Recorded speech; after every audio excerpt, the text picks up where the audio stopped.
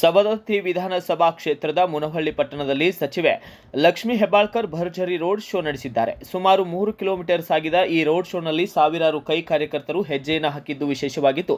ಸಾಯಿ ಮಂದಿರದಲ್ಲಿ ಪೂಜೆಯನ್ನು ಸಲ್ಲಿಸಿದ ಸಚಿವೆ ಲಕ್ಷ್ಮೀ ಹೆಬ್ಬಾಳ್ಕರ್ ಪಟ್ಟಣದ ಪ್ರಮುಖ ರಸ್ತೆಗಳ ಮೂಲಕ ಬಜಾರ್ ರೋಡಿನಲ್ಲಿ ಸಂಚರಿಸಿ ಮಾರುತಿ ಮಂದಿರದ ಬಳಿ ರ್ಯಾಲಿ ಮುಕ್ತಾಯಗೊಂಡಿದೆ.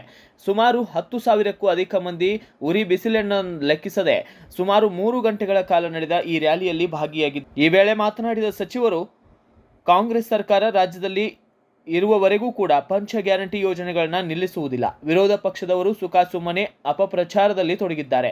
ಬೆಳಗಾವಿ ಕ್ಷೇತ್ರದಲ್ಲಿ ಕಾಂಗ್ರೆಸ್ ಪಕ್ಷ ಬೆಂಬಲಿಸಿ ಮುಖ್ಯಮಂತ್ರಿ ಸಿದ್ದರಾಮಯ್ಯನವರ ಕೈ ಬಲಪಡಿಸಬೇಕೆಂದು ಕರೆಯನ್ನು ನೀಡಿದ ಅವರು, ಎಲ್ಲರೂ ತಪ್ಪದೇ ಮತದಾನ ಮಾಡಿ ಸವದತ್ತಿ ವಿಧಾನಸಭಾ ಕ್ಷೇತ್ರದಿಂದ ಅತಿ ಹೆಚ್ಚು ಮತಗಳ ಮುನ್ನಡೆಯನ್ನು ನಿರೀಕ್ಷಿಸಲಾಗಿದೆ. ಕಾಂಗ್ರೆಸ್ ಅಭ್ಯರ್ಥಿ ಮೃಣಾಲ್ ಹೆಬ್ಬಾಳ್ಕರ್ ಗೆದ್ದರೆ ಶಾಸಕ ವಿಶ್ವಾಸ್ ವೈದ್ಯ ಅವರ ಮಾರ್ಗದರ್ಶನದಲ್ಲಿ ಕ್ಷೇತ್ರದ ಅಭಿವೃದ್ಧಿಗೆ ಶ್ರಮಿಸಲಿದ್ದಾನೆ. ಇನ್ನು ಜನರ ಹುರುಪನ್ನು ನೋಡಿದರೆ ಇದು ನನ್ನ ಪಾಲಿಗೆ ಮತಯಾಚನೆ ರ್ಯಾಲಿ ತರ ಕಾಣುತ್ತಿಲ್ಲ, ವಿಜಯೋತ್ಸವದ ರ್ಯಾಲಿ ಎನಿಸುತ್ತದೆ ಎಂದು ಸಚಿವೆ ಲಕ್ಷ್ಮೀ ಹೆಬ್ಬಾಳ್ಕರ್ ಹೇಳಿದ್ದಾರೆ. ಈ ಸಂದರ್ಭದಲ್ಲಿ ಶಾಸಕ ವಿಶ್ವಾಸ್ ವೈದ್ಯ, ರವಿ ಎಲಿಗಾರ್, ಉಮೇಶ್ ಬಾಳಿ ಸೇರಿದಂತೆ ಹಲವಾರು ಜನರು ಕೂಡ ಉಪಸ್ಥಿತರಿದ್ದರು. ಬ್ಯೂರೋ ರಿಪೋರ್ಟ್, ಪ್ರತೀಕ್ ಚಿಟಗಿ, ಭಾರತ ವೈಭವ news, Munavalli.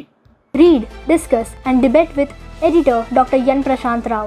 Wanted reporters in print, digital and visual media for Bharat Vaibhav Daily Newspaper, BV News Channel and BV Fast Web News from all the talukas of Karnataka. If interested, send your resume to 9482633333. Thanks for watching. Like, comment, share and subscribe to the fast growing channel BV News, Voice of the People.